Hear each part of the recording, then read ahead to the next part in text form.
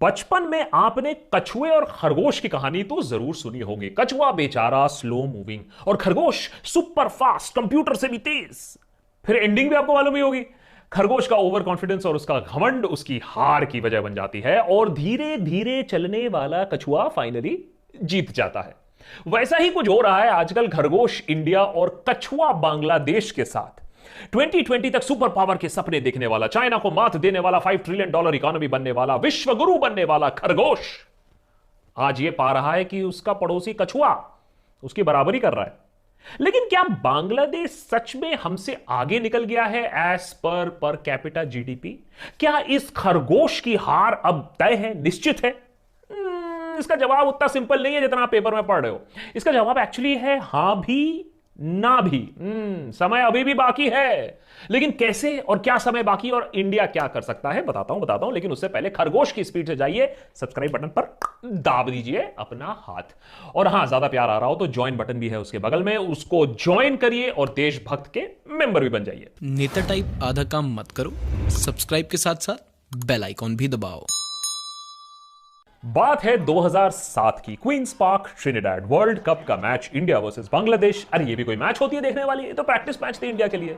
लेकिन मैच के अंत तक इंडिया बांग्लादेश से 5 विकेट से हार चुकी थी। देश भर में क्रिकेट प्रेमियों को लगा जोर का झटका, जोर से। 2007 के बाद मिनोज शब्द बांग्लादेश क्रिकेट टीम से हल्के से हटा दिया गया। अब आते हैं कल की खबर पे, जहां इंटरनेशनल मॉनेटरी फंड ने world economic outlook data publish किया। इस डेटा के अनुसार इंडिया का पर कैपिटा इनकम यानी total GDP divided by the population, Hindi में बोले तो हमारी औसतन आमदनी 2020 में थी $1,876। वहीं बांग्लादेश की आमदनी थी $1,887। अरे क्या बकवास कर रहा है ये लड़का, हैं? देशभक्त कहीं का। अरे $10-12 अगर बांग्लादेश हमसे ऊपर चले गए तो कौन सी बड़ी बात हो गई? हाँ, नहीं तो कोरोना है? इतनी बड़ी महामारी है, एक्ट ऑफ गॉड। हाँ, नहीं तो। और इतना पसंद आ रहा है ना बांग्लादेश में क्या हो रहा है, तो गो टू बांग्लादेश। अरे अरे अरे अरे भक्त बनर्जी, एक सेकंड रुक जाओ, तुम्हारे मतलब की बात है। हाँ, मतलब की बात भक्त बनर्जी के लिए यह है कि वही वर्ल्ड इकोनॉमिक आउटलुक डेटा हमें यह भी बताता है कि इंडिया का पर कैपिटा इनकम फिर से 2021 में बांग्लादेश से ऊपर हो जाएगा। लेकिन यह भी है कि फिर 2024 में बांग्लादेश हमसे आगे हो जाएगा फिर से। अबे आइंस्टाइन की औलाद, अबे 2020 का तो पता नहीं है, ये 2024 निकाल रहे हैं। ये प्रेडिक्शन कौन कर रहा है? ये WEO, इंटरनेशनल कंस्पिरेसी है। हम बता रहे हैं आपको, हमें नीचा दिखाने के लिए इंटरनेशनल कंस्पिरेसी है। अरे कल का बांग्लादेश हमसे आगे ऐसे कैसे निकल सकता है हमसे आगे? अरे बीबी, मैं भी यही कह रहा हूं कि ये जो हेडलाइंस इतना रन हो रहा है, इसमें थोड़ा सा मैथ्स में जाने की जरूरत है, तब हमें यह बात समझ में आएगी कि बांग्लादेश टेक्निकली हमसे आगे नहीं है। ये charts per capita nominal terms पर बनाई गई हैं। हिंदी में बोले तो इन्फ्लेशन या महंगाई का फैक्टर इसमें लगाया या जोड़ा नहीं गया है।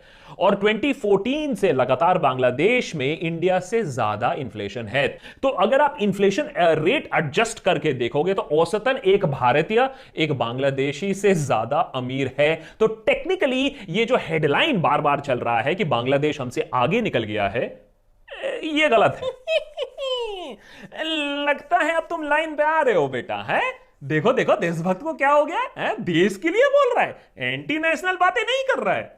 Very good very good very good. अरे बीबी, मैं देशभक्त हूं यार, इसीलिए देश को आगे ले जाने वाली हर बात करूंगा और उसके लिए सवाल भी पूछूंगा, चाहे वो सवाल सरकार से क्यों ना हो। देशभक्त बनो, पार्टी भक्त नहीं है। कहने का मतलब क्या है? साफ साफ बोलो, ये खबर झूठी है, ये बांग्लादेश वाली खबर झूठी है। कहीं नहीं जा रहा है बांग्लादेश, बोलो कहीं नहीं जा रहा है बांग्लादेश। यही तो प्रॉब्लम है बीबी, ये मैं नहीं बोल सकता हूं कि बांग्लादेश कहीं नहीं जा रहा है। बांग्लादेश काफी दूर जा रहा है, आगे जा रहा है, चले ही जा रहा है, और हम खरगोश की तरह सो रहे हैं। 2 साल पहले ही यह प्रेडिक्शन किया गया था कि बांग्लादेश की पर कैपिटा इनकम इंडिया को क्रॉस कर जाएगी बाय 2020, इवन विदाउट कोरोना। और वैसा ही बिल्कुल हो रहा है। अब 2016 में हमारी पर कैपिटा इनकम बांग्लादेश से 43% ज्यादा थी। अब बराबरी कर रहा है बांग्लादेश हमारी, और वो इसलिए क्योंकि हमने असली रेस पे, विकास वाली रेस से ना अपनी नजरें हटा दी थी। खरगोश की तरह हम सोने चले गए, सपने देखने लगे। भारत सोने की चिड़िया थी, भारत विश्वगुरु एक दिन बनेगा। लेकिन उसके लिए हम क्या कर रहे हैं वो नहीं मालूम है। बस हम पावर के पीछे भाग रहे हैं, और पावर मिलने के बाद हम कांग्रेस मुक्त भारत के पीछे भाग रहे हैं। उसके बाद हम टुकड़े टुकड़े गैंग से मुक्ति के लिए भाग रहे हैं। उसके बाद हम अवार्ड वापसी गैंग का खात्मा कर रहे हैं। उसके बाद हम एक्टिविस्ट को अंदर कर रहे हैं। उसके बाद हम बॉलीवुड को बंदरों की तरह ड्रग बंदर बना के नचवा रहे हैं। लेकिन जब हम आपस में ही लड़ रहे थे, बांग्लादेश चुपके चुपके धीरे धीरे आगे चले जा रहा था। वाह रे मेरे लिपटाडू, वाह वाह वाह। बांग्लादेश के तो ऐसे गुण गा रहा है जैसे वहां तो जन्नत है? हूर भी मिल रही होगी तुमको वहां, है? जैसे कि वहां तो इस्लामिक टेरर है ही नहीं, वहां तो एक्सट्रीमिज्म है ही नहीं। बोलो बोलो। बीबी, एक्सट्रीमिज्म हर जगह है, एक्सट्रीमिस्ट तो हर देश में होते हैं। लेकिन बांग्लादेश ने बहुत सारे अच्छे काम भी किए जो हमारी सरकार भी कर सकती थी। आम नागरिकों की हालत और अच्छी बनाने के लिए, पर कैपिटा इनकम को वर्क करने के लिए। लेकिन एक दूसरे को गिराने में हम इतना बिजी रहते हैं। अब आप अगर ह्यूमन डेवलपमेंट इंडेक्स के अनुसार अगर आप देखें तो एक बांग्लादेशी हमसे 3 साल ज्यादा उसकी लाइफ एक्सपेक्टेंसी है। इन्फेंट मोर्टेलिटी की बात कर लीजिए, चाइल्ड मैलन्यूट्रिशन की बात कर लीजिए, बांग्लादेश की हमसे कम है ये सारे rates. Female participation in the workforce कर लीजिए, क्योंकि जब फीमेल पार्टिसिपेशन होता है तब आप समझ सकते हो कि और लोग इकोनॉमी में काम कर रहे हैं। इकोनॉमी एक प्रोग्रेसिव इकोनॉमी है। यहां भारत में हम पिछड़े जा रहे हैं, फीमेल पार्टिसिपेशन कम हो रहा है, और बांग्लादेश में दिन ब दिन बढ़ते जा रहा है। 36% पार्टिसिपेशन हो गया है। लिटरेसी की अगर बात करें तो यहां भी बांग्लादेश अब हमसे बराबरी कर रहा है। एग्रीकल्चर की बात करें अगर 43.9% हमारी जो लेबर फोर्स है इंप्लॉयड इन एग्रीकल्चर है, बांग्लादेश में वो हमसे कम ओनली 40.2% है। तो बांग्लादेश लोगों को एग्रीकल्चर से बाहर निकाल रही है हमसे तेजी से। इसके साथ साथ बांग्लादेश की जो एक्सपोर्ट पॉलिसी है, उन लोगों ने बहुत अच्छा गेम खेला, खासकर कि गारमेंट्स में। चाइना ने जब अपनी इंटरनल मार्केट्स में फोकस करना शुरू किया तो बांग्लादेश ने कहा अरे हम हाजिर हैं। दुनिया भर में चाइना काफी जगह से जब हटा तो बांग्लादेश ने उसे रिप्लेस किया, इंडिया ने नहीं। और रिप्लेस तो हम कर सकते थे, हम रिप्लेस करते भी हैं, कम से कम अखबारों के हेडलाइंस में। क्योंकि हर दूसरे दिन हेडलाइंस में हम पढ़ते हैं कि 100 कंपनी, 1000 कंपनी, चाइना खत्म हो जाएगा, सब यहां आ जाएगा। लेकिन असली हलवा तो बट रहा है वियतनाम में, इंडोनेशिया में, बांग्लादेश में। देखिए, बात शुरू हुई थी कछुए, खरगोश और क्रिकेट से, तो अंत भी वही करते हैं। क्रिकेट में बांग्लादेश हमें अभी भी कभी कभी हरा देता है। इंटरनेशनल ओडीआई में उसका 7th पोजीशन, 7th पायदान पर है अब बांग्लादेश। लेकिन क्रिकेट में पापा तो हम ही हैं, नंबर 1 और 2 के बीच में हम रहते हैं। 2007 से हमने अपने क्रिकेट का गेम बहुत ज्यादा ही अच्छा किया है।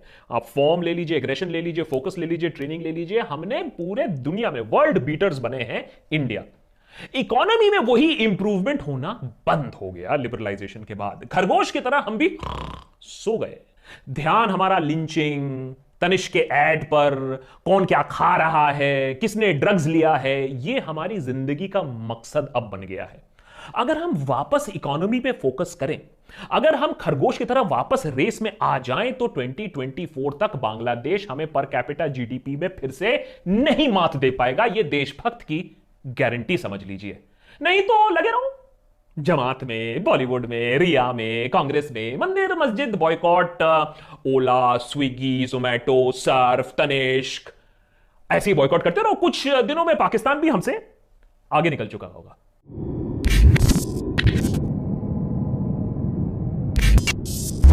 लास्ट में अगर मैं थोड़ा सा गुस्सा हो गया हूंगा तो माफ कर दीजिएगा, लेकिन बहुत ही दुख लगता है बांग्लादेश को हमारी बराबरी करते देख। बांग्लादेश अच्छा कर रहा है, अच्छी बात है, बहुत अच्छी बात है, सारे नेबर्स को अच्छा करना चाहिए, लेकिन इंडिया इस रेस में इतना पिछड़ कैसे गया, यह देखकर काफी दुख लगता है। खैर, इंडिया जहां भी रहे, आप अपने फाइनेंशियल रेस में कहीं पीछे मत चले जाइएगा। फोकस रखिएगा अपने फाइनेंसेस पर, अपने प्लानिंग पर, और इस प्लानिंग को आप बहुत आगे बढ़ा सकते हैं कुबेरा के थ्रू। आप कुबेरा के थ्रू म्यूचुअल फंड्स में इन्वेस्ट कर सकते हैं, साथ ही में फ्री एडवाइजरी आप ले सकते हैं इस प्लेटफॉर्म पे। यहां का जो आर्टिफिशियल इंटेलिजेंस है, रोबो एडवाइजरी, आपको गाइड करता है कि कौन सा म्यूचुअल फंड आपको लेना चाहिए, किस गोल को पूरा करने के लिए। इसके साथ साथ आप डिजिटल गोल्ड भी खरीद सकते हैं कुबेरा पे। म्यूचुअल फंड्स इन्वेस्ट करने के बाद आप उस पर लोन भी ले सकते हैं, स्टॉक्स में इन्वेस्ट कर सकते हैं, हेल्थ इंश्योरेंस ले सकते हैं, और भी बहुत सारे फीचर्स हैं इस ऐप में, and that is free of cost. नीचे मैंने डाउनलोड लिंक देकर रखा है, जरूर डाउनलोड करिएगा कुवेरा ऐप और एक बार जरूर यूज करके देखिएगा। इंडिया की इकोनॉमी जहां भी जाए, आप अपनी पर्सनल इकोनॉमी पर जरूर ध्यान रखिएगा, खासकर कि इस कोरोना की महामारी के समय। और ऑफ कोर्स इस एपिसोड में कोई खामी हो, कोई फ्लॉ हो, कोई गलती हो, मैंने कुछ गलत बोल दिया हो तो जरूर बताइएगा। कमेंट सेक्शन बिल्कुल खुला है, कोशिश करता हूं बहुत सारे आपके कमेंट्स पढ़ने के लिए, रिस्पॉन्ड करने के लिए, और वो कोशिश जरूर जारी रहेगी। Thanks for watching.